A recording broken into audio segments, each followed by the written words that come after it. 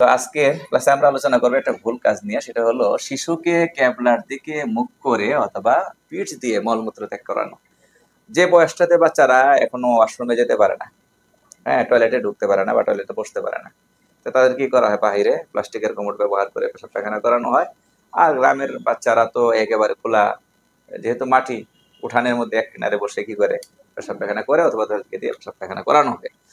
তো এখন এই বাচ্চাদের পশ্চিমমুখী হওয়া, কেবলামুখী হওয়া পেশাব পায়খানার সময় অথবা কেবলার দিকে পিঠ দেওয়া, এইটা কি?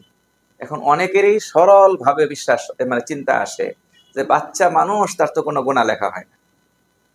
তো ঠিকই তো কথা, বাচ্চা মানুষের কি হবে না, গুণা খাতা লেখা হবে, তার কোনো আমল আমল নামাই নেই, দেখা হবে না। কিন্তু এই যে মা বাবা অথবা যে বড় মানুষটা তাকে বসিয়ে পেশাব করাচ্ছেন, পায়খানা করাচ্ছেন, তো ওনার তো আমল নামা আছে, উনি তো বসাচ্ছেন, উনি তো এই বাচ্চাটাকে এই পেশাব করার জন্য বসিয়ে দিয়েছেন, পেশাব পায়খানা করার জন্য বসিয়ে দিয়েছেন। ওনার কোনো ভুল আছে কিনা? হ্যাঁ, ওনার ভুল আছে। এটাই আজকে আলোচনার বিষয়। তো ক্যাবলার দিকে মুখ করে বা পিঠ দিয়ে মলমূত্র ত্যাগ করা বিষয়ে হাদিসে নিষেধাজ্ঞা এসেছে, অনেক হাদিস আছে এই ব্যাপারে। এখানে একটা হাদিস আনা হয়েছে, লা তাস্তাকবিলুল কিবলাতা ওয়া লা তাস্তাদবিরুহা লিগাইতিন আও বাউলিন।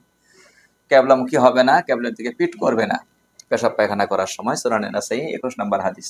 কিন্তু কিছু মানুষকে দেখা যায় তারা মনে করেন এই হুকুম শুধু বড়দের জন্য নির্ধারিত, ফলে শিশুদের ক্ষেত্রে এই বিষয়টি লক্ষ্য রাখেন না। তাদের ধারণায় শিশু তো শিশুই, তার ক্ষেত্রে আবার এসব বিষয় খেয়াল করতে হবে কেন, ওর কি আর গোনা খাতার বিষয় আছে?